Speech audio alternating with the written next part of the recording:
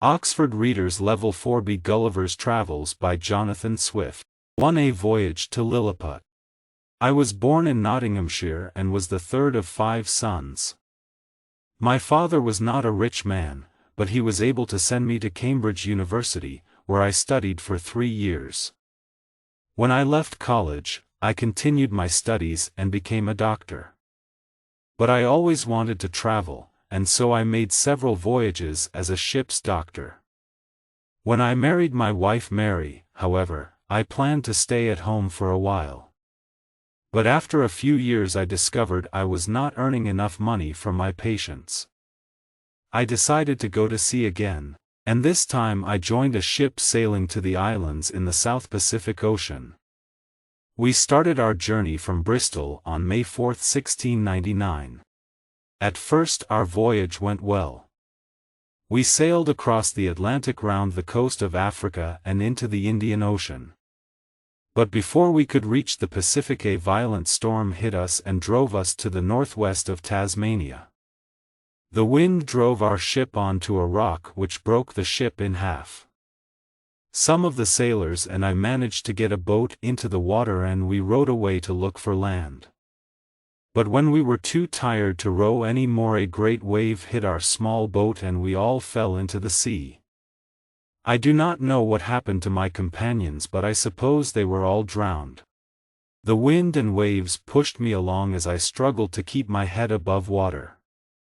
I became very tired and soon felt I could not swim any more. Luckily just then my feet touched the ground. I walked out of the sea and onto a beach where there was no sign of any people or houses. I was so exhausted that I lay down and went to sleep. When I woke up next morning, and tried to get up, I could not move. I was lying on my back and my whole body, my arms and legs were strongly fastened to the ground. Even my hair, which was long and thick, was tied to the ground. The sun began to grow hot, and I was very uncomfortable. Soon I felt something alive moving along my leg and up my body to my face, and when I looked down, I saw a very small human being, only 15 centimeters tall. He had a bow and arrow in his hands, and there were 40 more of these little men following him. I was so surprised that I gave a great shout. They all jumped back, very frightened, and some hurt themselves by falling off my body. Meanwhile, I was struggling to unfasten myself, but just as I managed to pull my left arm free of the ropes, I felt 100 arrows land on my free hand, and more arrows on my face and body. This was very painful, and made me cry aloud. I lay quietly, to see what would happen next. When they saw I was no longer struggling, they quickly built a platform next to my head, and an official climbed up there to speak to me. Although I could not understand his language, I understood that they would be friendly towards me if I did not try to harm them. By now I was extremely hungry, so I used sign language to beg the official for food. He seemed to understand me, because immediately ladders were put against my sides and little men climbed up with baskets of food and drink. They were surprised at how much I could eat and drink. In just one mouthful I ate 3 of their meat dishes and 3 of their loaves of bread. I drank 2 of their barrels of wine, and was still thirsty, because that was only half a liter. While they were bringing me food, I wondered whether to pick up a handful of the little men and throw them to their death. But I was afraid they would shoot at me again, and anyway I was grateful for their kindness in giving me food and drink, so I did not move. After some time another official climbed up to the platform and spoke to me. From his signs I understood that they were going to move me. The king of this country, which was called Lilliput, had ordered his people to carry me to the capital city about a kilometer away. I made signs to ask whether I could be untied, but the official politely refused. While I was eating, a platform had been prepared to carry me.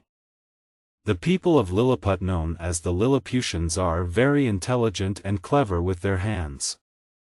For me 500 men built a special wooden platform with 22 wheels.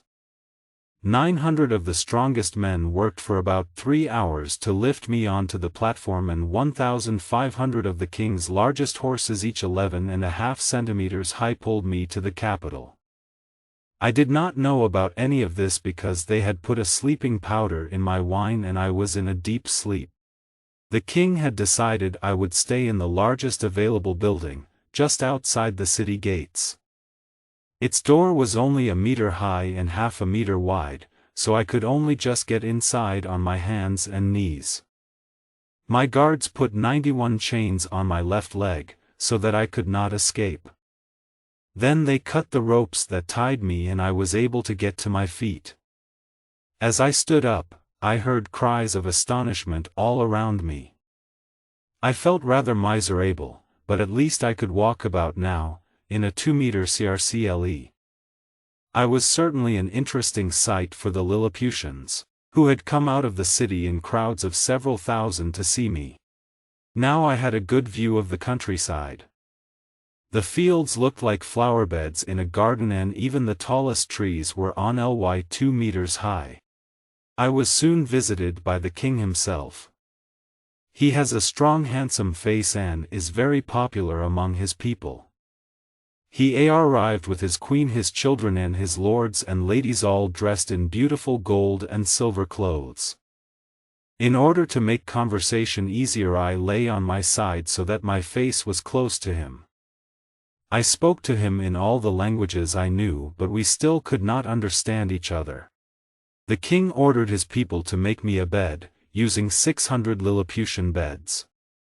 It was not very comfortable, but it was better than sleeping on the stone floor. He ordered the crowds of sightseers to go back to their homes, so that the work of the country could continue and I would not be annoyed. For a long time he discussed with his lords in private what should be done with me. I was told all this later by a good friend of mine. Clearly, such a large person could be a danger to his small people. At last it was decided that, as I had behaved so well up to now, I would be kept alive. Food and drink would be brought to me every day from all the villages. 600 people would be my servants, 300 men would make me a new suit, and 6 teachers would teach me their language.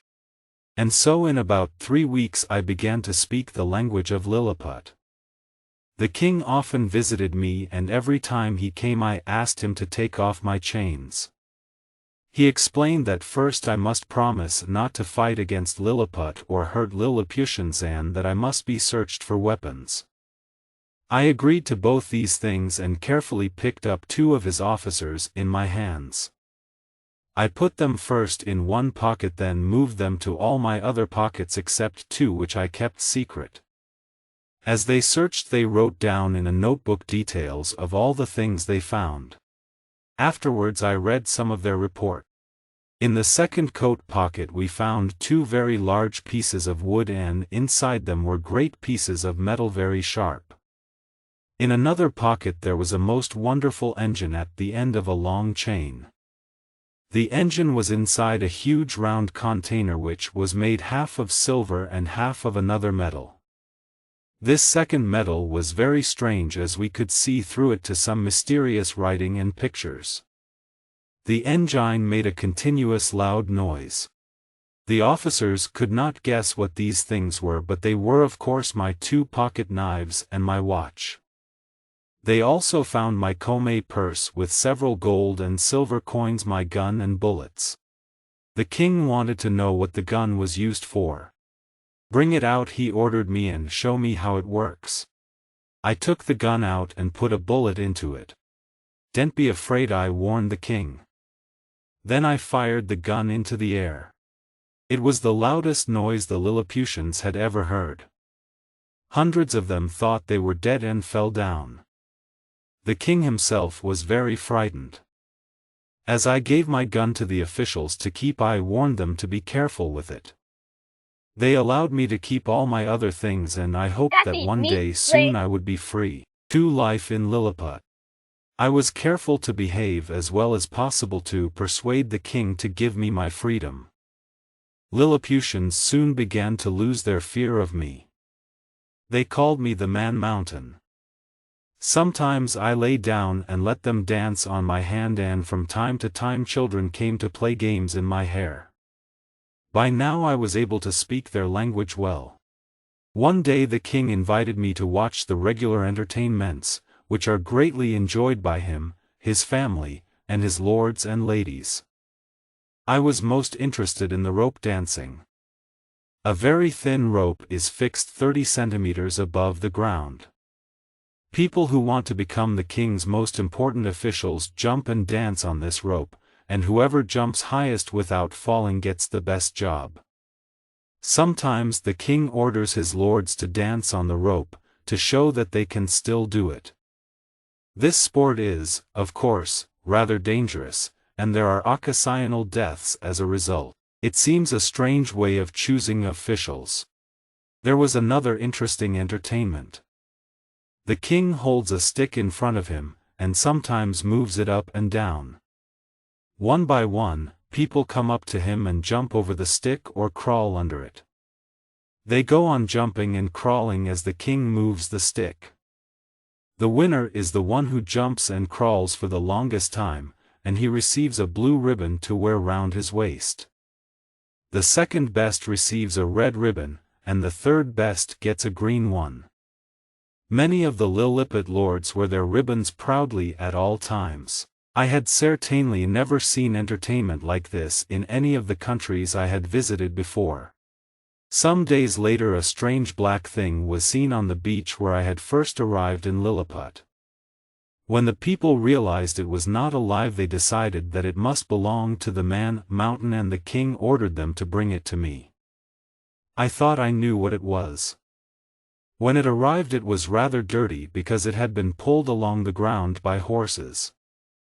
But I was delighted to see that it was in fact my hat. I had lost it in the sea when swimming away from the ship. I begged the king so often for my freedom that at last he and his lords agreed that I need not be a prisoner any longer. However, I had to promise certain things. To help the Lilliputians in war and peace. To give 2 hours warning before a visit to their capital so that people could stay indoors. To be careful not to step on any Lilliputians or their animals. To carry important messages for the king if necessary. To help the king's workmen carry heavy stones. To stay in Lilliput until the king allowed me to leave. On his side the king promised I would receive food and drink enough for 1724 Lilliputians. I agreed to everything at once. My chains were broken and I was free at last. The first thing I did was visit the capital city. The people were warned, so that they would not be in danger. I stepped carefully over the city wall, which was less than a meter high, and walked slowly through the 2 main streets. It is usually a very busy city, with shops and markets full of people, but today the streets were empty. There were crowds watching me from every window. In the middle of the city is the king's palace. The king had invited me to enter it, so I stepped over the surrounding wall into the palace garden. But unfortunately the palace itself has walls 1.5 meters high around it. I did not want to damage these walls by trying to climb over them. So I walked carefully back out of the city and into the king's park. Here I cut down several of the largest trees with my knife, and made 2 wooden boxes. When I returned to the palace with my boxes, I was able to stand on one box on one side of the wall and step onto the other box on the other side. I lay down on the ground and looked through the windows, right into the king's rooms. You cannot imagine a more beautiful place to live in. The rooms and furniture are perfect in every detail. As I was looking in, I could see the queen, surrounded by her lords and ladies. She kindly put her hand on of the window for me to kiss. I think I should give you some general information about Lilliput.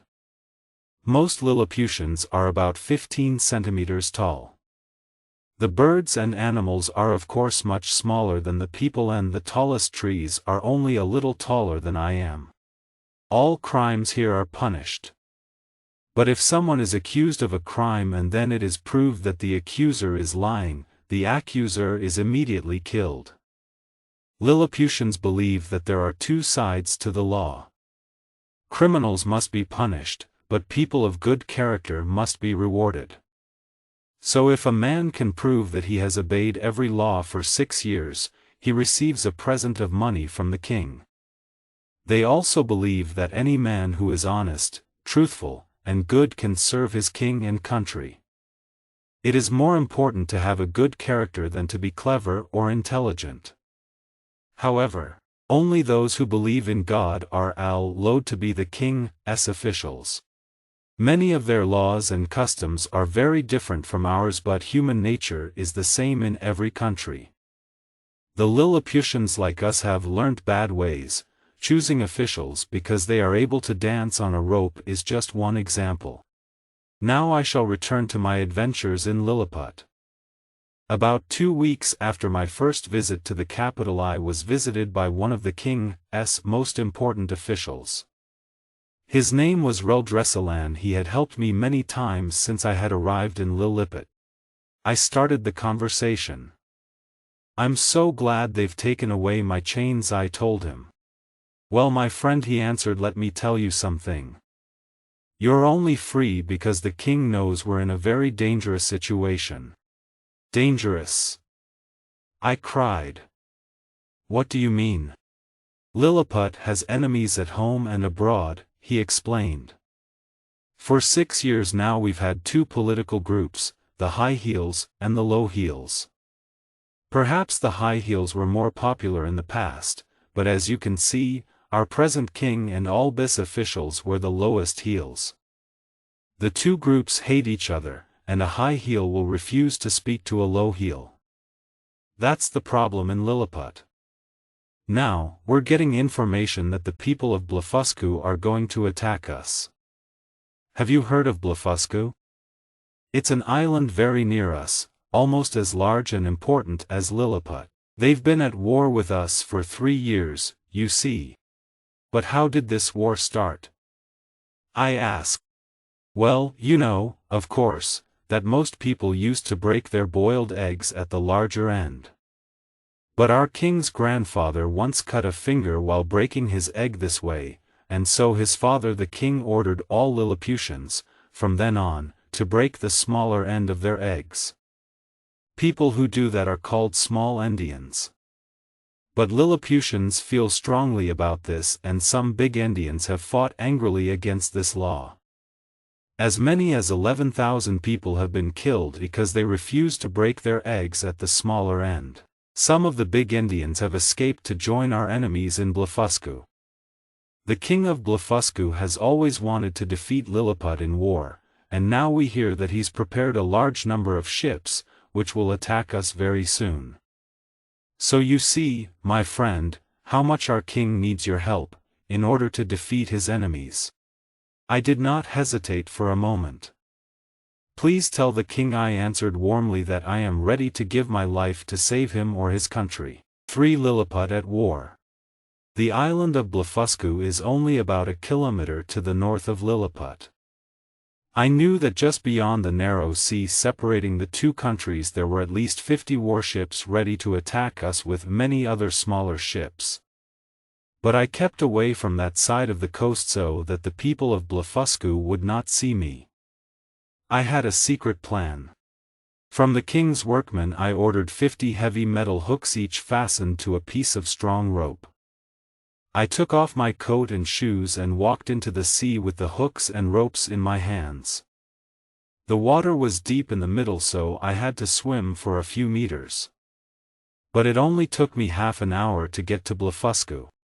When the Blefuscans saw me, they were so frightened that they jumped out of their ships and swam to the beach. I then used 1 hook for each ship, and tied all the ropes together at one end.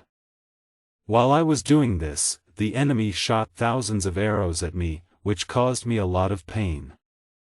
I was afraid of getting an arrow in my eyes, but I suddenly remembered I still had an old pair of reading glasses in my pocket, so I put them on and continued my work. When I was ready, I started walking into the shallow water away from Blefuscu. As I walked through the waves, I pulled the enemy's warships behind me. When the people of Blefuscu realized that all their warships were disappearing, their cries were terrible to hear. As I came nearer to Lilliput, I saw the king and all his lords and ladies standing on the beach. They could only see Blefuscu's warships coming closer as I was swimming and my head was occasionally under the water. Therefore they supposed that I had drowned and that the Blefuscan ships were attacking. But when they saw me walking out of the sea, they welcomed me warmly with cries of astonishment and delight. The king himself came down to the water to meet me. "Everyone in Lilliput is grateful to you," he cried. "For your bravery you will be one of my lords from now on." "Thank you, sir," I replied. "And now," he continued, "go back and steal all the Untitled ships so that we can defeat Blefuscu forever. We'll destroy the big Indians and I'll become king of the whole world." But I would not agree to this plan. "Sir," I replied, "I will never help to take a brave nation's freedom away. Lilliput and Blefuscu should live in peace now." The king could not persuade me, and unfortunately he never forgot that I had refused to do what he wanted. Although I had saved his country from attack by Blefuscan warships, he preferred to remember my refusal. From this time on I heard from my friends that there were secret conversations in the palace between the king and some of his lords who were jealous of me. These conversations nearly led to my death in the end. About 3 weeks later the king of Blefuscu sent his officials to ask for peace between the two countries. After the Blefuscans had arranged everything with the Lilliputian officials, they came to visit me. They had heard how I had prevented the king from destroying all their ships. After thanking me, they invited me to visit their country. However, when I asked the king of Lilliput if I could visit Blefuscu, he agreed, but very coldly. I learnt later that he and some of his lords considered I was wrong to have a conversation with enemies of Lilliput. Now I was beginning to understand how difficult and dangerous political life can be. A few days later I had another chance to help the king. I was woken at midnight by the cries of hundreds of Lilliputians outside my house. "Fire! Fire!" they shouted. "The queen's rooms in the palace are burning. Come quickly, Man Mountain." So I pulled on my clothes and hurried to the palace. A large part of the building was in flames. People were climbing ladders up the walls and throwing water on the flames, but the fire was burning more strongly every minute. At least the queen and her ladies had escaped, but there seemed to be no way of saving this beautiful palace. Suddenly I had an idea. The evening before I had drunk a lot of good wine, and very luckily I had not made water since then. In 3 minutes I managed to put out the whole fire and the lovely old building was safe. I went home without waiting for the king's thanks because I was not sure what he would say. Although I had certainly saved the palace, I knew it was a crime punishable by death to make water anywhere near the palace. I heard later that the queen was so angry that she refused to enter any of the damaged rooms ever again and promised to take her revenge on me. For Gulliver escapes from Lilliput. I soon discovered that Houyhnhnme, one of the king's highest officials, was my secret enemy. He had always disliked me, although he pretended to like me, but now he began to suspect his wife of visiting me privately, and he became jealous. Of course his wife did visit me, but always with her daughters and other ladies who came for regular afternoon visits. When visitors arrived at my house, I used to bring the coaches and horses inside, and put them carefully on my table. There was a high edge round the table, so that nobody would fall off. I sat in my chair with my face close to the table, and while I was talking to one group of visitors, the others used to drive round the table. I spent many hours like this, in very enjoyable conversation. In the end Houyhnhnme realized that his wife was not in love with me and had not done anything wrong, but he was still angry with me. There were other lords who also disliked me, and together they managed to persuade the king that I was a danger to Lilliput. I knew they were discussing me in private, but I was seriously alarmed when I discovered what they had decided. Luckily, as well as Gulliver, I had another good friend among the king's officials. Late one night he visited me secretly in order to warn me. "You know," he began, "that you've had enemies here for some time. Many of the lords are jealous of your great success against Blefuscu, and Flimnap still hates you. They accuse you of crimes against Lilliput, crimes punishable by death." "But," I cried, "that's not right. I only want to help Lilliput." "Listen," he said. "I must tell you what I've heard, although my life is in danger if I do. They've accused you of making water in the king's palace, refusing to take all the enemy's ships, refusing to destroy all the big Indians, seeing the enemy's officials privately, and planning to visit Blefuscu in order to help the enemy against Lilliput. This is unbelievable." I cried. "I must say," continued my friend, "that our king reminded his lords how much you had helped the country. But your enemies wanted to destroy you, and they suggested setting fire to your house at night. Then you would die in the fire." "What?" I shouted angrily. "Be quiet, nobody must hear us. Anyway, the king decided not to kill you, and that's when your friend Gulliver started speaking. He agreed you'd made mistakes, but said that a good king should always be generous, as our king is. And he suggested that a suitable punishment would be for you to lose your sight. You'd still be strong enough to work for us, but you wouldn't be able to help the big Indians." I covered my eyes with my hands.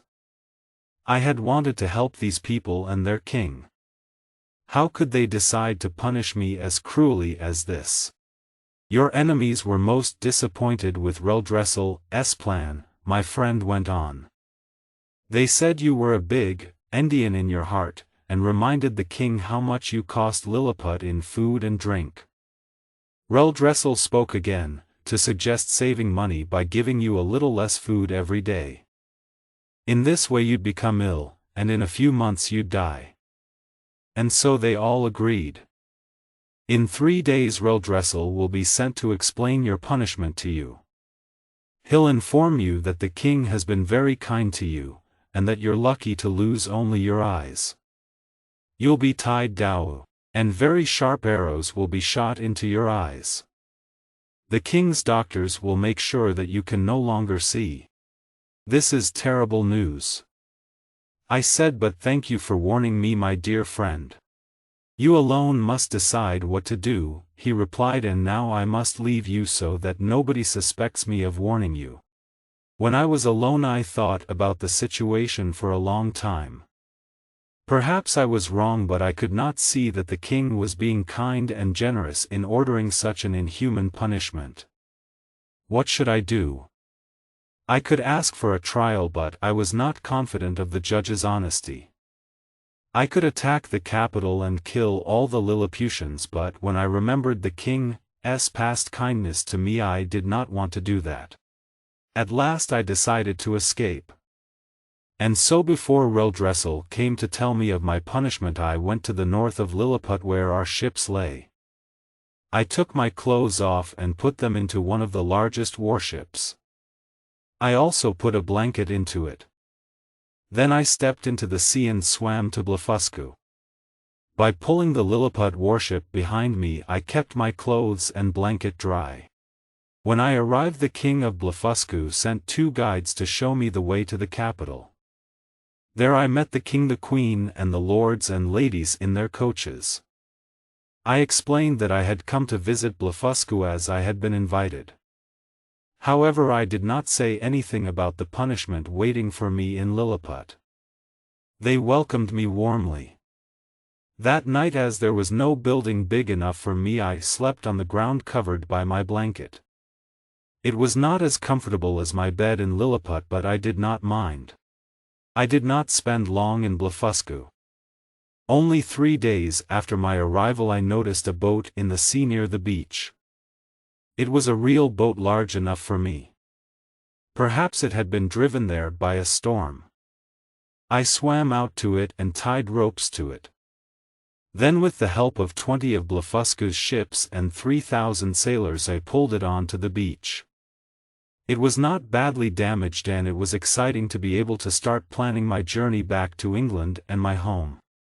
During this time the King of Lilliput had written to ask the King of Blefuscu to send me back as a prisoner so that I could receive my punishment. The King of Blefuscu however replied that I was too strong to be taken prisoner and that I would soon be returning to my country anyway. Secretly he invited me to stay and help him in Blefuscu, but I no longer believed in the promises of kings or their officials, so I politely refused. I was now impatient to start my voyage home, and the king ordered his workmen to repair the boat and prepare everything I needed.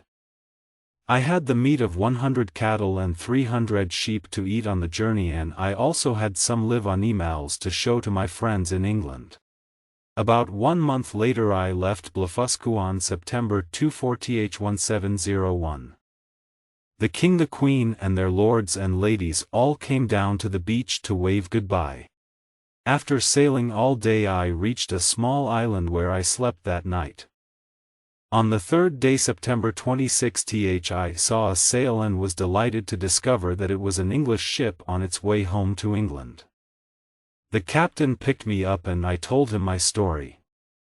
At first he thought I was mad, but when I took the live animals out of my pocket to show him, he believed me. We arrived home at last on April 13th 1702, and I saw my dear wife and children again. At first I was delighted to be at home again. I earned quite a lot of money by showing my Lilliputian animals to people, and in the end I sold them for a high price. But as the days passed I became restless and wanted to see more of the world. And so only 2 months later I said goodbye to my family and sailed away again. 5. A voyage to Brobdingnag. I left Bristol on June 20, 1702, in a ship which was sailing to India. We had good sailing weather until we reached the Cape of Good Hope in South Africa, where we landed to get fresh water. We had to stay there for the winter, however, because the ship needed repairs and the captain was ill. In the spring we left Africa and sailed round the island of Madagascar into the Indian Ocean. But on April 19 the wind began to blow very violently from the west, and we were driven to the east of the Molucca Islands. On May 2 the wind stopped blowing and the sea was calm. But our captain, who knew that part of the world very well, warned us that there would be a storm the next day. So we prepared the ship as well as we could, and waited. The captain was right. On May 3 the wind began to get stronger. It was a wild, dangerous wind blowing from the south this time. We had to take down our sails as the storm hit our ship. Huge waves crashed down onto us and the wind drove our helpless ship eastwards into the Pacific Ocean. For several days we struggled with the wind and waves, but at last the storm died away and the sea was calm again. Luckily our ship was not badly damaged, but we had been driven over 2,000 kilometers to the east. None of us knew exactly where we were, so the captain decided to continue sailing eastwards where we had never been before. We sailed on for another 2 weeks. Finally on 16th June 1703 we saw a large island with a small piece of land joined to it. I later discovered that this country was called Brobdingnag. The captain sent some of his sailors in a boat to land there and bring back some fresh water. I went with them because I was interested in seeing a new country. We were delighted to be on land again, and while the men looked for a river or a lake I walked for about a kilometer away from the beach. When I returned, to my astonishment I saw that the sailors were already in the boat. They were rowing as fast as they could towards the ship. I was going to shout to tell them they had forgotten me, when suddenly I saw a huge creature walk after them into the sea. I realized he could not catch them, because they had nearly got to the ship, but I did not wait to see the end of that adventure. I ran away from him as fast as possible, and did not stop until I found myself in some fields. The grass was about 7 meters high, and the corn about 13 meters high. It took me an hour to cross just one field, which had a hedge at least 40 meters high. The trees were much taller than that. Just as I was trying to find a hole in the hedge, so that I could get into the next field, I saw another giant coming towards me. He seemed as tall as a mountain, and every one of his steps measured about 10 meters. In fear and astonishment I hid in the corn, and hoped he would not notice me. He shouted in a voice like thunder, and 7 other giants appeared. They seemed to be his servants. When he gave the order, they began to cut the corn in the field where I was hiding. As they moved towards me, I moved away, but at last I came to a part of the field where rain had knocked down the corn. There was no longer anywhere for me to hide, and I knew I would be cut to pieces by the giants' sharp knives. I lay down and prepared to die. I could not stop myself thinking of Lilliput. There, I myself had been a giant, an important person who had become famous for helping the people of that small country. Here, it was the opposite. I was like a Lilliputian in Europe, and I began to understand how a very small creature feels. Suddenly I noticed that one of the giants was very close to me. As his huge foot rose over my head, I screamed as loudly as I could. He looked around on the ground, and finally saw me. He stared at me for a moment, then very carefully, he picked me up with finger and thumb and looked at me. I was now 20 meters up in the air, and I desperately hoped he would not decide to throw me to the ground. I did not struggle, and spoke politely to him, although I knew he did not understand any of my languages. He took me to the farmer, who soon realized that I was not an animal, but an intelligent being. He carefully put me in his pocket and took me home to show to his wife. When she saw me, she screamed and jumped back in fear, perhaps thinking I was an insect. But in a little while she became used to me, and was very kind to me. 6. Gulliver and his master. Soon after we arrived, the whole family sat down at the table for dinner. There was a large piece of meat on a plate about 8 meters across. The farmer put me on the table, with some small pieces of bread and meat in front of me. I was very frightened of falling off the edge of the table, which was 10 meters from the ground. The farmer and his family were delighted to watch me eating food with my own small knife and fork. But when I started walking across the table to the farmer, his youngest son, a boy of about 10, picked me up by the legs. He held me so high in the air that my whole body trembled. Fortunately his father took me away at once, and angrily hit the boy hard on the head. But I remembered. How cruel children can be to small animals, and I did not want the boy to take his revenge on me. So I fell on my knees and asked them not to punish the child any more. They seemed to understand. Just then I heard a noise behind me. It sounded like 12 machines running at the same time. I turned my head and saw a huge cat 3 times larger than one of our cows. The farmer's wife held it in her arms so that it could not jump at me.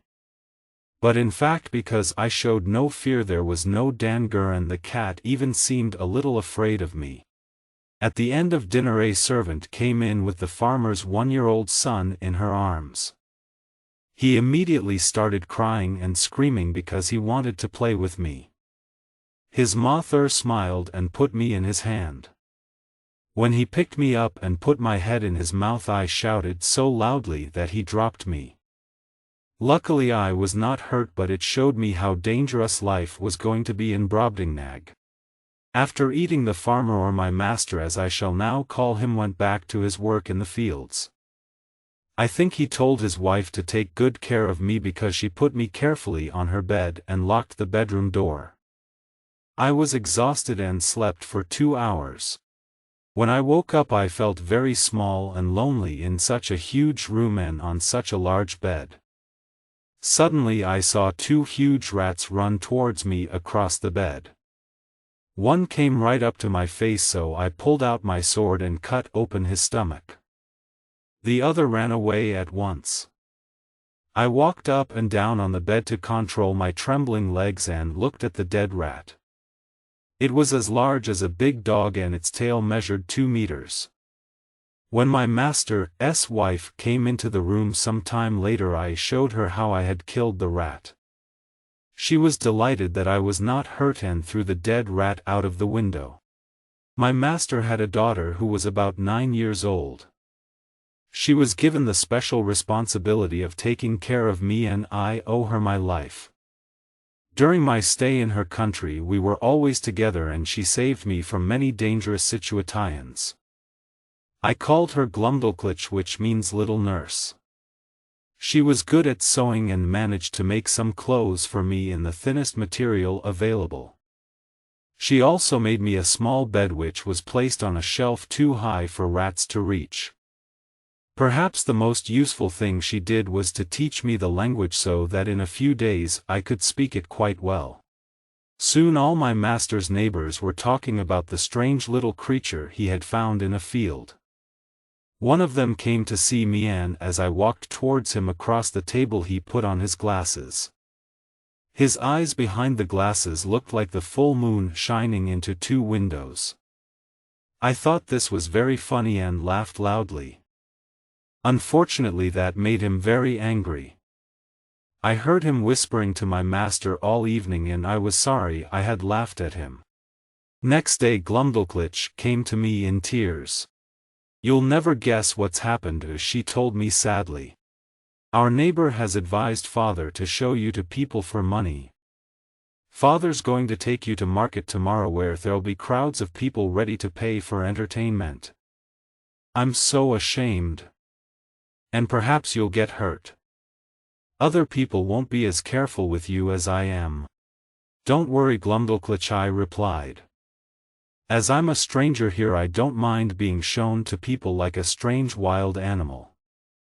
I must do what your father wants." I was secretly hoping I would one day find a way of escaping and returning to my own country. So the next day my master and his daughter got on their huge horse. Glubbdubdrib carried me inside a small box, which had air holes so that I could breathe. When we arrived at the market town, my master hired the largest room in the public house, and placed me upon the table there. His daughter stayed close to me to make sure that nobody hurt me. I was told to speak in their language, pull out my sword, drink from a cup, and do other things to amuse the crowd. Only 30 people were allowed in to see me at one time. On that first day everybody wanted to see me, and I was shown to over 350 people. My master's plan was so successful that he arranged to show me again on the next market day. I did not look forward to this at all. I was so tired with the journey and the entertainment that I could only walk and speak with difficulty for the next 3 days. Even when we were at home, neighbors and friends from all parts of the country came to look at me, and my master made me work hard to amuse them. So I had almost no rest. My master finally realized that he could make a fortune by showing me to people all over the country. So about 2 months after my arrival in Brobdingnag we left the farm and started our journey to the capital. As before, Glubbdubdrib came with us to take care of me. On the way we stopped in many towns and villages so that I could be shown to people. At last, after a journey of nearly 5,000 kilometers, we arrived at the capital. Now I had to work even harder as people came to look at me 10 times a day. 7 at the king's palace. Although Glubbdubdrib tried to make things as comfortable as possible for me, such an exhausting life was beginning to have a bad effect on my health. I was becoming thinner and thinner. When my master noticed this, he thought I would not live much longer. But it was clear that he wanted to make as much money out of me as he could. While he was thinking how to do this, he was asked to bring me to the palace. The queen and her ladies had heard about me and wanted to see me. When we arrived in front of the queen, I fell on my knees and begged to be allowed to kiss her foot, but she kindly held out her hand to me. I took her little finger in both my arms, and put it very politely to my lips. She seemed very pleased with me, and finally she said, "Would you enjoy living here in the palace, do you think?" "Great Queen," I answered, "I must do what my master wants, but if I were free I would want to spend my whole life obeying your orders." She immediately arranged to buy me from my master. He was delighted to receive a good price for me, especially as he felt sure I would not live longer than a month. I also begged the queen to let Glubbdubdrib stay with me because she had always taken such good care of me. The queen agreed, and Glubbdubdrib could not hide her happiness. When my master had left the palace alone, the queen said to me, "Why didn't you say goodbye to him? And why did you look at him so coldly?" "Madam, I must tell you," I replied, "that since he found me, my master has used me as an easy way of making money for himself. He's made me work so hard that I feel tired and ill. He's sold me to you only because he thinks I'm going to die soon. But I feel better already now that I belong to such a great and good queen." The queen was clearly surprised to hear such intelligent words from such a small creature and decided to show me to her husband. When the king saw me, he thought at first that I must be a mechanical toy. However, when he heard my answers to his questions, he realized I must be alive, and he could not hide his astonishment. To discover what kind of animal I was, he sent for 3 of his cleverest professors. After looking at me carefully, they decided that I was a creature outside the laws of nature. I was much too small to climb their trees, or dig their fields, or kill and eat their animals. They could not understand where I had come from, or how I could possibly survive.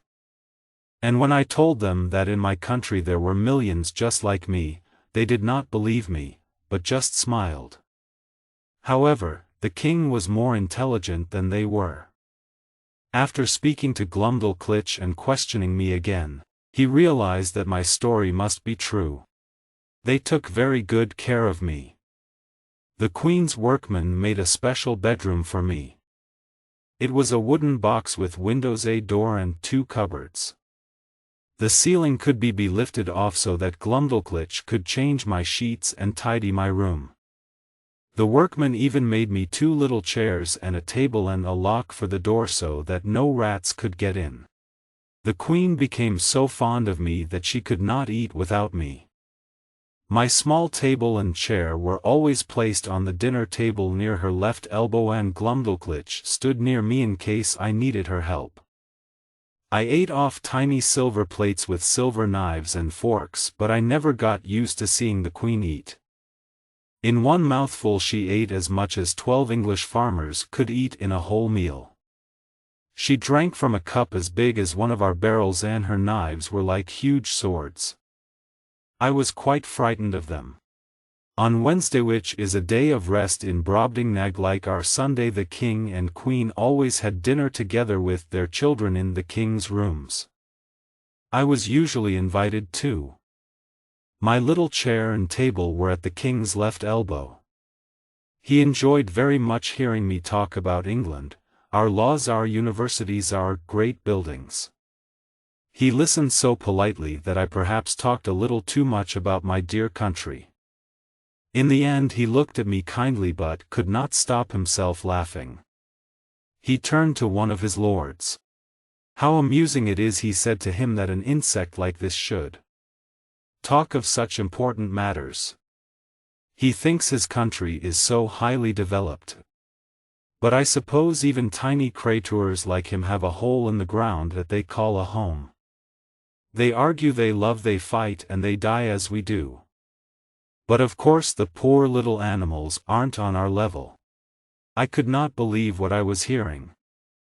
He was laughing at my country, a country famous for its beautiful cities and palaces, its great kings and queens, its brave and honest people. However, there was nothing I could do about it and I simply had to accept the situation. The worst problem I had at the palace was the Queen's dwarf. Until I arrived, he had always been the smallest person in the country. He was about 10 meters tall. As I was much smaller than him, he was very rude to me and behaved very badly, especially when nobody was looking. Once he took a large bone from the table and stood it on the Queen's plate. Then he took me in both hands and pushed my legs into the top of the bone. I could not pull myself out, and had to stay there, feeling, and looking, extremely stupid.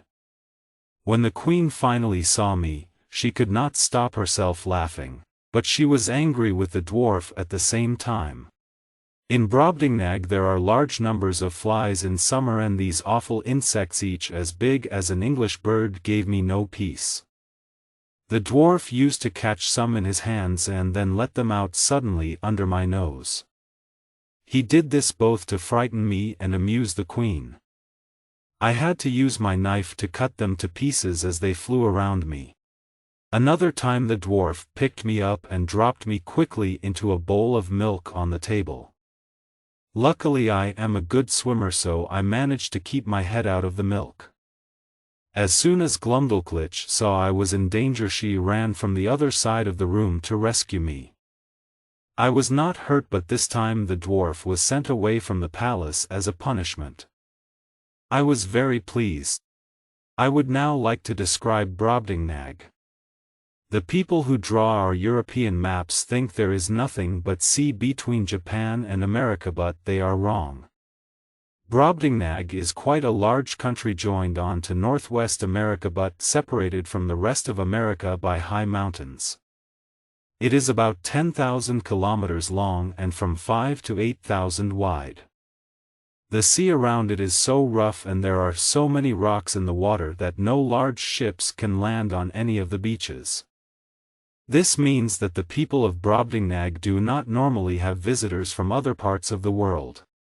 There are 51 cities and a large number of towns and villages. The capital stands on both sides of a river, and has more than 80,000 houses. It covers 340 square kilometers. The king's palace covers about 11 square kilometers. The main rooms are 80 meters high. The palace kitchen is huge, if I described it, with its great pots on the fire and the mountains of food on the tables. Perhaps you would not believe me. Travelers are often accused of not telling the truth when they return. To avoid this happening to me, I am being careful to describe what I saw as exactly and carefully as possible. 8 more adventures in Brobdingnag. Because I was so small, I had several dangerous accidents during my stay at the palace. One day Glubbdubdrib put me down on the grass in the palace garden while she went for a walk with some of the Queen's ladies.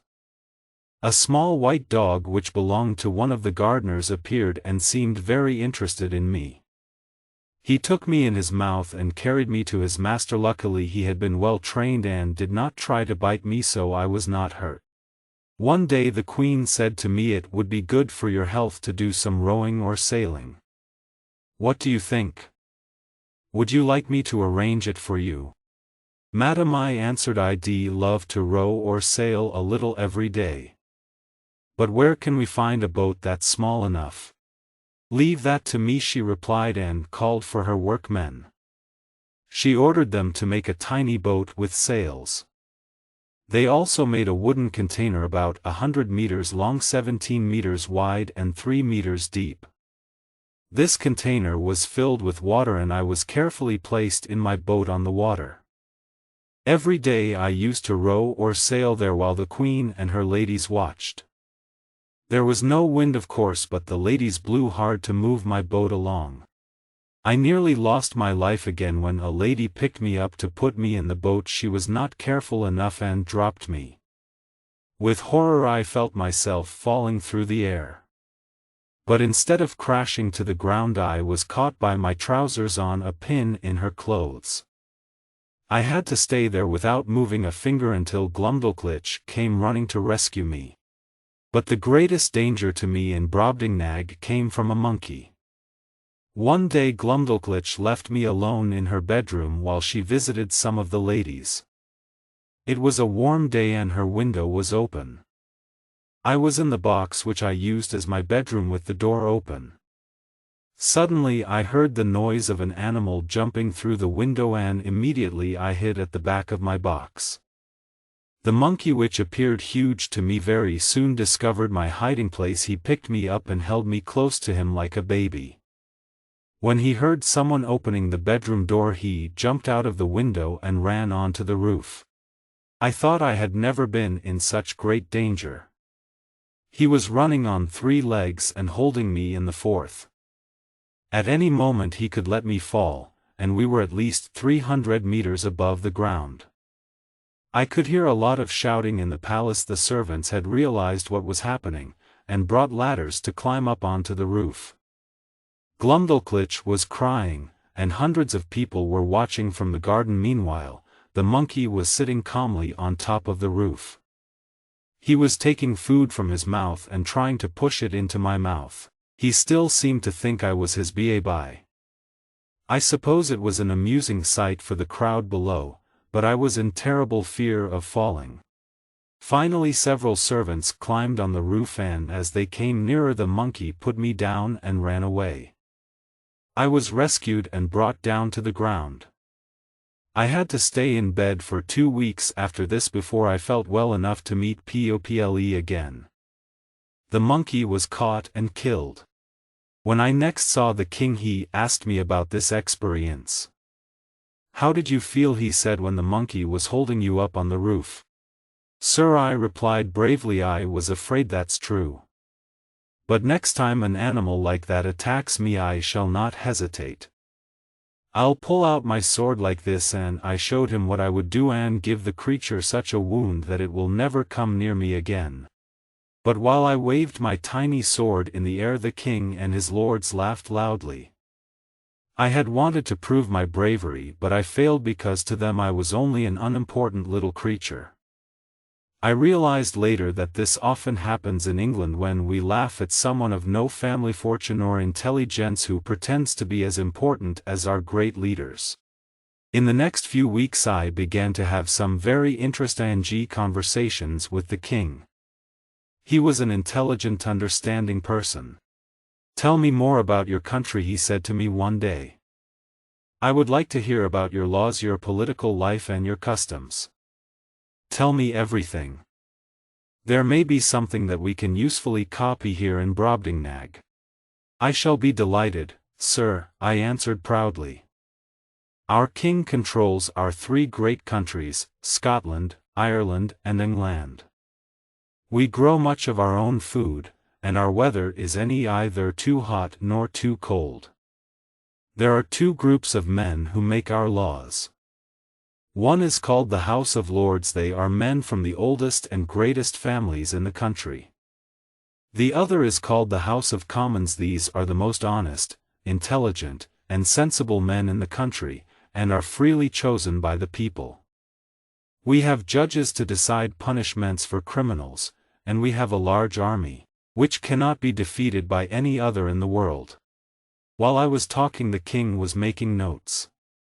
For several days I continued my explanation, and I also described British history over the last 100 years. Then the king asked me a large number of questions. These were some of them. "How do you teach and train young people of good family? If the last son of an old family dies, how do you make new lords for the House of Lords? Are these lords really the most suitable people to make the country's laws? And in the House of Commons, are these men really so honest and intelligent? Do rich men never buy their way into this house? You say the lawmakers receive no pay, but are you sure that they never accept bribes?" Then he asked questions about our law courts. "Why are your trials so long and so expensive? How much do your lawyers and judges really know about the laws? How carefully do they decide between right and wrong? And why," he went on, "are you so often at war? Either you enjoy fighting or you have very difficult neighbors. Why do you need an army at all? You would not be afraid of any other country if you were peaceful people. And in the last 100 years you've done nothing but rob, fight and murder. Your recent history shows the very worst effects of cruelty, jealousy, dishonesty and madness. I tried to answer the king as well as I could, but he did not think our system was a good one. No, my little friend, he said kindly but seriously, I'm sorry for you. You've proved to me that your country has nothing valuable to offer us. Perhaps once, in the past, your political life was adequately organized, but now it is clear that there is laziness and selfishness in every part of the system. Your politicians can be bribed, your soldiers aren't really brave, your judges and lawyers are neither reasonable nor honest, and your lawmakers themselves know little and do less. I sincerely hope that you, who have spent most of your life traveling, have a better character than most Englishmen. But from what you've told me, I'm afraid that your countrymen are worst little nation of insects that has ever crawled upon the ground. I am very sorry to have to report these words of the king's, and I only do so because of my love of the truth. I must tell you exactly what happened even if I do not agree with it. I had to listen patiently while he was giving his extraordinary opinions of my dear country. We must remember, however, that this king lives in a country almost completely separate from the rest of the world. Because he does not know other countries' systems or customs, he has a certain narrowness of thinking which we Europeans do not have, of course. You will find it difficult to believe what happened next. Sir, I said, I'd like to give you something to thank you for your kindness to me since I arrived at the palace. 300 or 400 years ago, we Europeans discovered how to make a special powder. When you set fire to it, it burns and explodes immediately, with a noise louder than thunder. You can use it to shoot heavy balls of metal from large guns.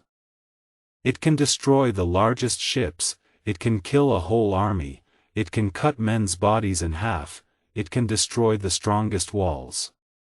It's called gunpowder, and it's easy and cheap to make. To show you how grateful I am to you, I'm offering to explain how to make it, then you will be able to destroy all your enemies. I was very surprised by the king's reply. No, he cried in horror. Don't tell me. I don't want to know how to murder people like that. I would rather give half my country away than know the secret of this powder. How can a tiny creature like you have such inhuman, cruel ideas?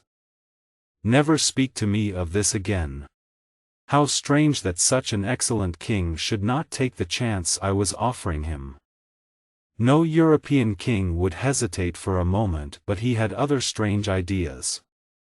He believed very simply that every problem can be solved by honest, sensible people, and that the political life of a country must have no secrets and must be open for all to see and understand.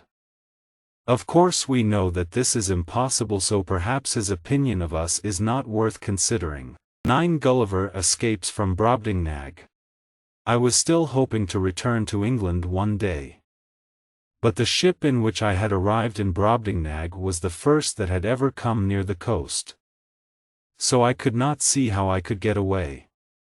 I began to think more and more about my family and my home. By now I had been in Brobdingnag for about 2 years. When the king and queen traveled to the south coast Glubbdubdrib, and I went with them. I really wanted to be close to the sea again, which I had not seen or even smelt for so long. As Glubbdubdrib was ill, I asked a young servant to take me down to the beach for some fresh air. The boy carried me in my traveling box and put me down on the beach while he looked for birds' eggs among the rocks. I looked sadly at the sea but stayed in my box, and after a while I fell asleep. I was woken suddenly when my box was lifted high in the air. I can only suppose that a large bird took hold of the ring on top of the box with his talons and flew away with it. Through the windows I could see the sky and clouds passing by, and I could hear the noise of the bird's wings. Then I was falling so fast that I felt quite breathless. There was a loud crash as the box fell into the sea. Perhaps the bird had been attacked by others and so had to drop what he was carrying. Luckily the box had been well made and not much sea water came in. But I do not think any traveler has ever been in a worse situation than I was then. I wondered how long I would survive with no food or drink in the middle of the ocean. I felt sure I would never see poor Glubbdubdrib again, and I knew how sad she would be to lose me. Several hours passed and then I suddenly heard a strange noise above my head. People were fastening a rope to the ring. Then my box was pulled through the water. Was it a ship that was pulling me along? Help! Help! I shouted as loudly as I could. I was delighted to hear English voices reply. "Who's there?" they cried. "I'm English." I shouted back desperately. "Please help me to get out of here. Just put your finger into the ring on top of the box and lift it out of the water. Quickly." There were great shouts of laughter. "He's mad," I heard one man say. 10 men couldn't lift that huge box, said another. There was more laughter. Indeed, because I had been with giants for so long I had forgotten that my countrymen were as small as me. The only thing the sailors could do was to cut a hole in the top of my box and help me to climb out. I was exhausted and unable to walk far. They took me to their captain. "Welcome to my ship," he said kindly. "You're lucky we found you." My men saw that huge box on the water and we decided to pull it along behind the ship. Then we realized there was a man inside. "Why were you locked up in there? Was it a punishment for some terrible crime? But tell me all about it later. Now you need to sleep and then eat." When I told him my story a few hours later, he found it difficult to believe. But after a while he began to accept that what I told him must be true. "But why do you shout so loudly?" he asked. "We can hear you perfectly well if you speak normally." "You see," I explained, "for 2 years I've had to shout to make myself understood by the giants. I was like a man in the street who was trying to talk to another man at the top of a very tall building. And another thing, your sailors all seem very small to me because I've been used to looking up at people 20 meters tall." He shook his head. "Well, what a story. I think you should write a book about it when you get home." I stayed on the ship for several months as we sailed slowly home to England. Finally we arrived in Bristol on June 3 RD 1706. When I reached home my wife made me promise never to go to sea again, and I thought my adventures had come to an end. And the flying island of Laputa. I had only been at home for about 10 days when a friend of mine asked me to join him on a journey to the East Indies. I still wanted to see more of the world, and as he was offering to give me double the usual pay I managed to persuade my wife to let me go. The voyage took 8 months, and after stopping for a short time in Malaysia we arrived in the Gulf of Tonkin. "I'll have to stay here for a while on business," my friend the captain told me.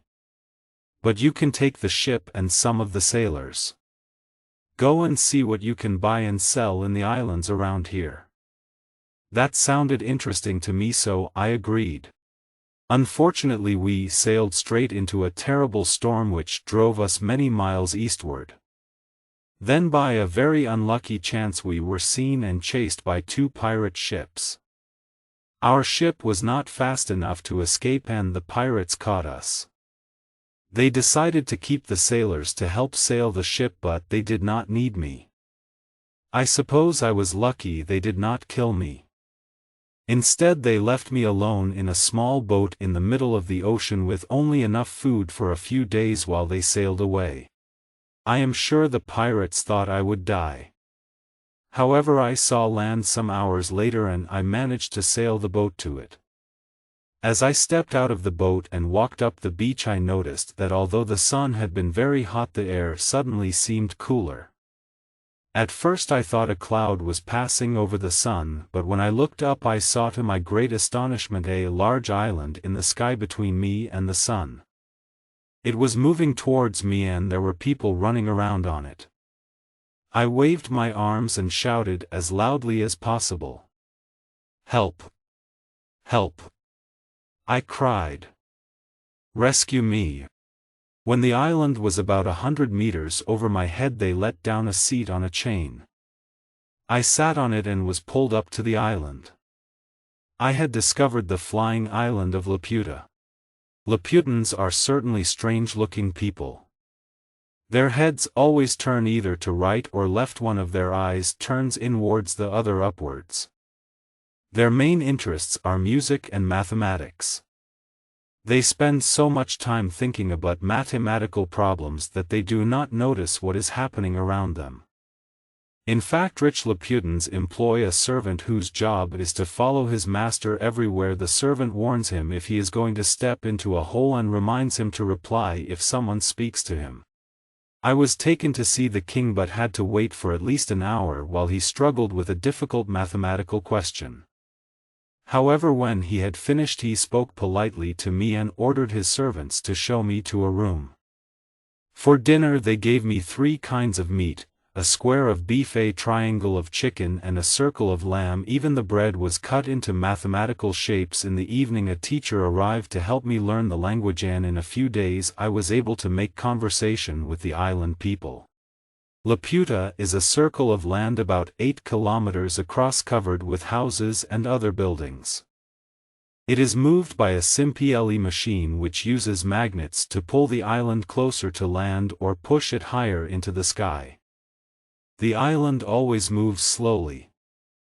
It can only fly over the country called Balnibarbi, which belongs to the king of Laputa. It is difficult talking to Laputans as they have little interest in anything except music and mathematics. They are, however, very worried about the future of the earth, the sun and the stars, and they often discuss this. I heard a conversation about this shortly before I left Laputa. "How are you, my friend?" one man asked another. "As well as can be expected," came the reply. "And how is the sun, do you think? I thought he looked rather feverish this morning. I'm afraid he'll get too hot and destroy himself one day if he goes on like this. I know it's very worrying." "And what about the earth?" "It's only 30 years until the next falling star comes this way, and the earth was very nearly destroyed by the last one." "That's right. We know that the next falling star is almost certain to get too close to the sun and catch fire. And when the earth passes through that fire it'll be destroyed immediately. Only 30 years. That's not much to look forward to, is it?"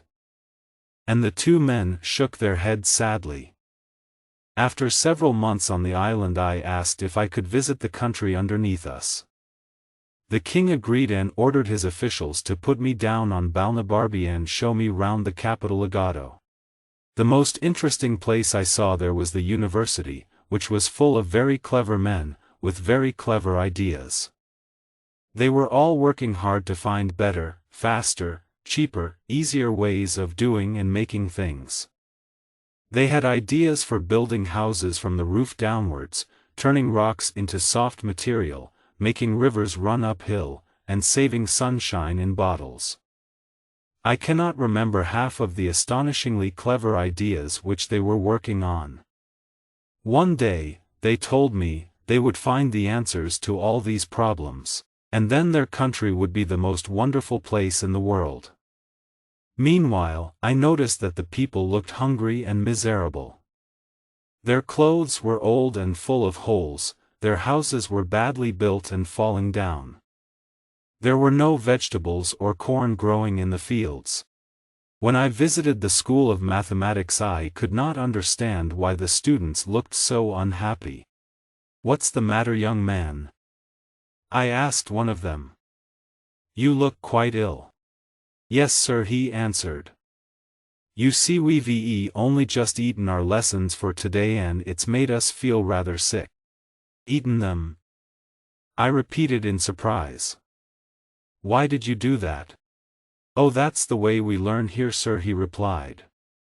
Our professors write mathematical questions and answers on paper, then we eat the paper. After that we're only supposed to have bread and water for 3 days while the information moves upwards to our heads. But it's awful, sir, not eating much for 3 days. And we often feel sick. Excuse me, sir. And he ran past me out of the room. This highly developed system of teaching did not seem to be working well. 11 Glubbdubdrib and Luggnagg. Although the Laputans were kind to me, I did not want to spend a long time in their country.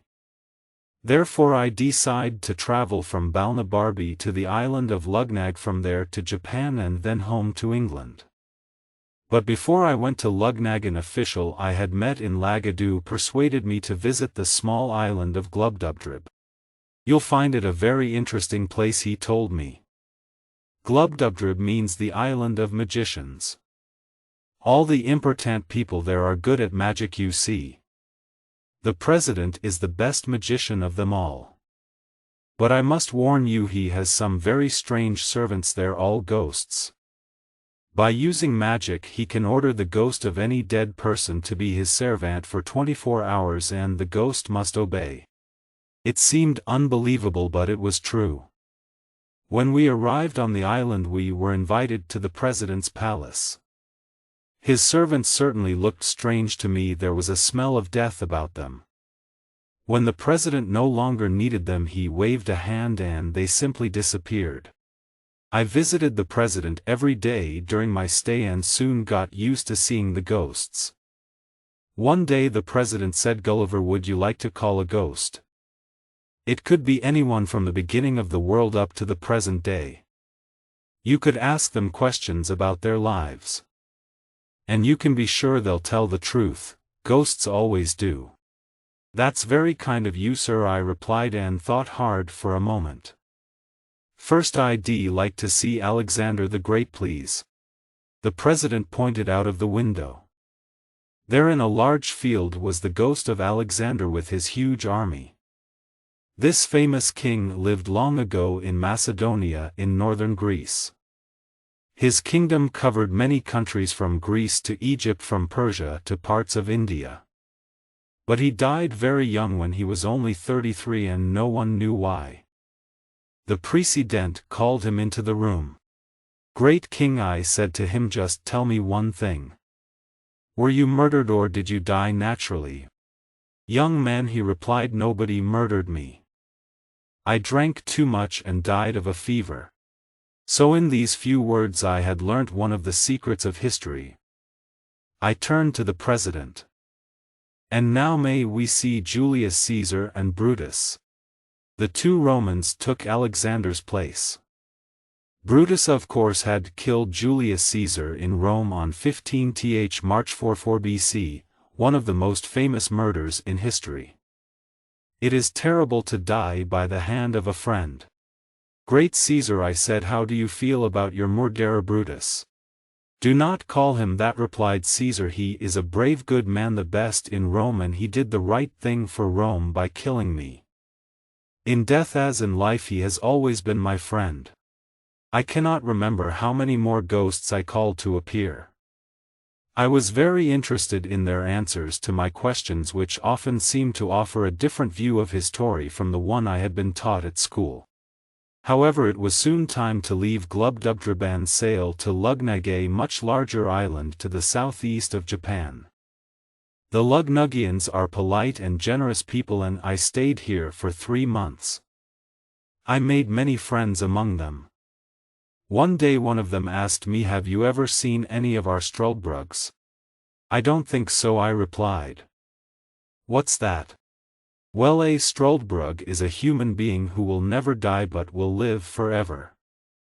If a Luggnaggian baby is born with a round spot above its left eye which never disappears, it's a struldbrug. We have over 1,000 of them in the country." "How wonderful!" I cried. "How exciting! How lucky you are in Luggnagg, where a child has a chance of living forever." And how especially lucky the Struldbrugs are. Disease, disaster and death can never touch them. And imagine how much we can learn from them. I expect they're among the most important people in the country. They've lived through history and know so much which they're certain to pass on to the rest of us. If I had the chance, I'd like to spend my whole life listening to the intelligent conversation of these extraordinary people here in Luggnagg. Well, of course, answered my Lugnuggian friend with a smew. We'll be delighted if you stay longer with us. But I'd like to know how you would plan your life if you were a Struldbrug.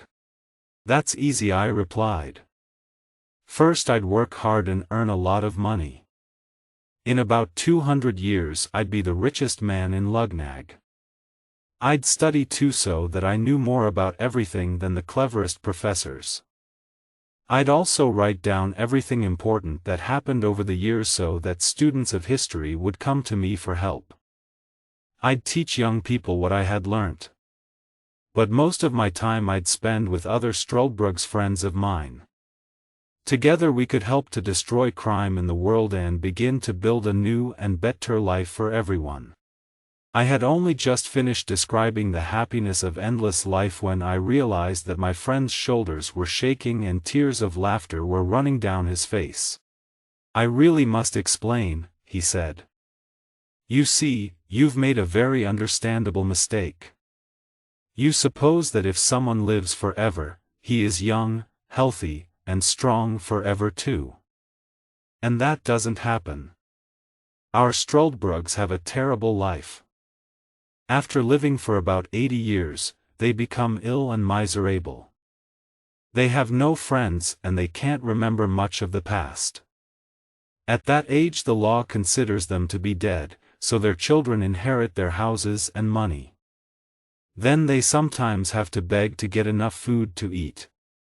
They lose their teeth and hair, they forget the names of their families, and the only thing they want is to die. But that's impossible. I realized how stupid I had been and felt very sorry for the poor Struldbrugs. I finally left Luggnagg on a boat sailing to Japan. From there I found a ship which was returning to England. My voyage to Laputa, Glubbdubdrib and Luggnagg had taken me away from home for 5.5 years, 12 a voyage to the country of the Houyhnhnme. It was not long before I started my next voyage, on September 7, 1710, as captain of my own ship this time. The owner of the ship wanted me to sail to the Indian Ocean to do some business for him there, but I was very unlucky. On the way, I had to employ some new sailors from Barbados, but they were men of very bad character. I heard them whispering to the other sailors several times, but I did not suspect what they were planning. One morning, as we were sailing round the Cape of Good Hope, they attacked me and tied me up. They told me they were going to take control of the ship and become pirates. There was nothing I could do. They left me, alone, on the beach of a small island in the middle of the Indian Ocean. As the ship sailed away I realized I had no idea where I was. I found a road away from the beach and walked very quietly and carefully along in case I was attacked. Several strange-looking animals were lying in a field and some were sitting in a tree. Their heads and chests were covered in hair and they had beards as well. They walked sometimes on 2 and sometimes on 4 legs and could climb trees. They were certainly the ugliest animals I had ever seen in all my travels. When I met one of these creatures on the road his face showed great surprise and he lifted a foot high in the air. I did not know if he was going to attack me or not, but I hit him hard with the side of my sword. He screamed so loudly that all the other animals ran to help him. There were about 40 of them around me. I kept them away by waving my sword in the air, but their wild cries frightened me and the horrible smell from their bodies made me feel sick. Suddenly they all ran away. I noticed that a horse was coming along the road, so I supposed the animals were afraid of him. The horse stopped when he saw me, and seemed very surprised. He neighed several times in a very intelligent, gently way, and I almost wondered if he was speaking in his own language. When another horse came along, the two horses walked up and down together, while neighing to each other. They seemed like two important people discussing a difficult problem. I watched this with astonishment, and decided that if the animals in this country seemed so sensible, the human beings must be the most intelligent in the world. The two horses then came close to me, looking at my face and clothes with great interest. They talked to each other again, and then the first horse made clear signs for me to follow him. He led me to a long low building. Inside there were several long airy rooms with no furniture. Other horses were sitting or lying comfortably on the floor on clean blankets. But where was the master of the house? Were these horses his servants? I began to wonder if I was going mad. Then I realized that the house did not belong to a human but to the horse who had brought me here. In this country horses, not people, were in control. I started learning a little of their language. Their word Houyhnhnme means a horse, and the word itself sounds very like the noise a horse makes. I found it very difficult to say this word, and so I decided to shorten it and call them Hais. Their servants were the horrible-looking animals I had seen earlier. They did all the hard work, and lived in dirty little rooms in another building, where they were tied to the walls. To my horror, these ugly animals, called Yahoos, had human faces which looked very similar to mine. I did not want anyone to think I was a Yahoo, so I tried to make it clear that my habits were very different from theirs. At least I was allowed to sleep in a separate room from them. At first I thought I would die of hunger, as I could not eat the Yahoo's dirty meat or the Hais' grass and corn. But I soon learned how to bake little cakes made of corn, which I ate with warm milk. Sometimes I caught a bird and cooked it, or picked leaves of plants to eat with my bread. My High Master was very interested in me, and as soon as I could speak the language he asked me to explain where I had come from. "Well, Master," I neighed, "I've come from a country on the other side of the world. And you may not believe this, but in my country all the important people look like Yahoos." "But how is that possible?" he asked gently. "Your High surely wouldn't allow unintelligent creatures like Yahoos to control the country." "It may seem strange," I agreed, "but you see, I was surprised to find that in this country the Hais are the sensitive and intelligent creatures. And if I'm lucky enough to return home, I'll tell my friends all about it. But I'm afraid they may accuse me of lying." My master looked quite worried. "What is lying?" he asked. "In their language there is no word which means telling lies," and my master had great difficulty in understanding me. I tried to explain. "Oh," he answered, still unsure. "But why does anyone tell a lie? There's no reason for doing it. We use language in this country in order to understand each other and to give and receive information. If you don't tell the truth, how can people understand each other?" I began to see how different High life was from what I was used to. "But tell me," he continued, "about your country." I was delighted to describe recent English history to him, especially some of our most successful wars. "But why does one country attack another?" he asked. "There are many reasons," I replied. "A king or his lords may want more land. Or there may be a difference of opinion between two countries, for example, whether uniforms should be black, white, red, or gray. Sometimes we fight because the enemy's too strong, sometimes because he isn't strong enough. Sometimes our neighbors want the things we have or have the things we want, so we both fight until they take ours or give us theirs. We often attack our best friend if we want some of his land. There's always a war somewhere. For this reason, being a soldier is one of the best jobs you can have." "A soldier?" repeated my master. "I'm not quite sure what that is." "A soldier is a Yahoo who works for his king and country. His orders are to kill as many people as he can, I answered. People who've never hurt him? Asked the High. That's right, I said, pleased that he seemed to understand at last. Soldiers have killed thousands of people in recent history. He shook his head and looked sad. I think you must be, what was your word? Ah yes, lying to me. How could you and your countrymen kill so many other yahoos? And why would you want to? I smiled as I replied proudly, sir, you don't know much about European war. With our guns and bullets and gunpowder we can destroy 1,000 ships, 100 cities and 20,000 men, you see. Be quiet, he ordered. I've heard enough. I know yahoos are bad, but I didn't realize they could possibly do such terrible things. After these conversations I began to wonder whether the Highs were right. Why do we humans so often fight wars and tell lies?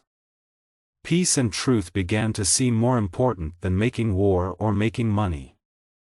I became more and more used to the Highs' ideas and way of life. As the Highs did, I hated the yahoos for their dirty habits and unpleasant character. By the time I had been there a year, I walked and neighed like the Highs.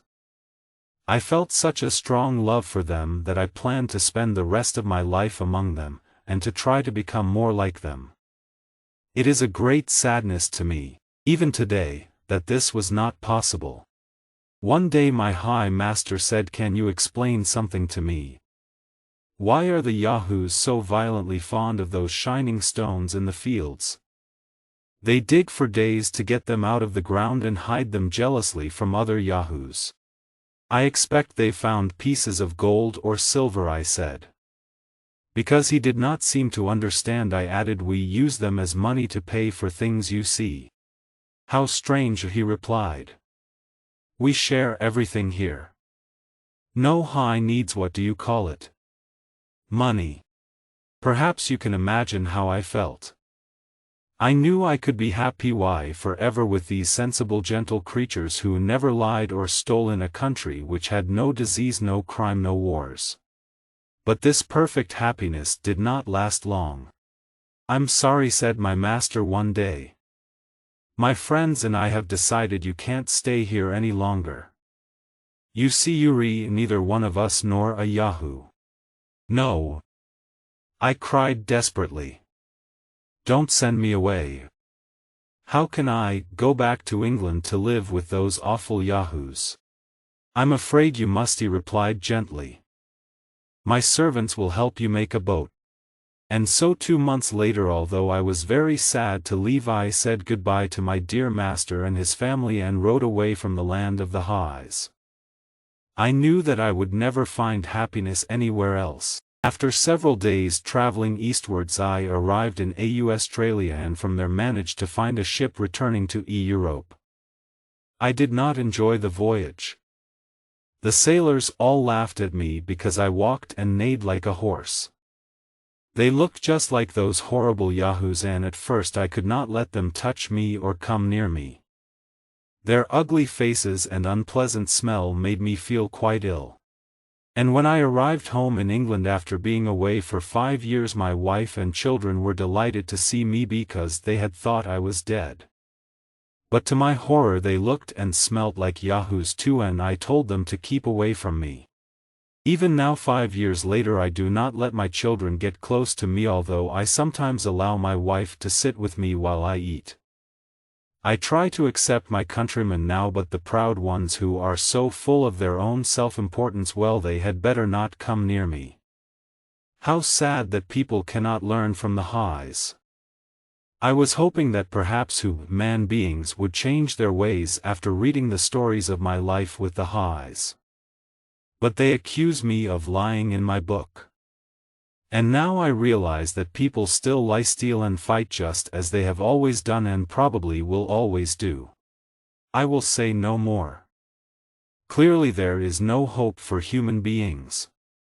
I was stupid to think that I could bring reason and truth into their lives and thoughts. Humans are all yahoos and yahoos they will remain.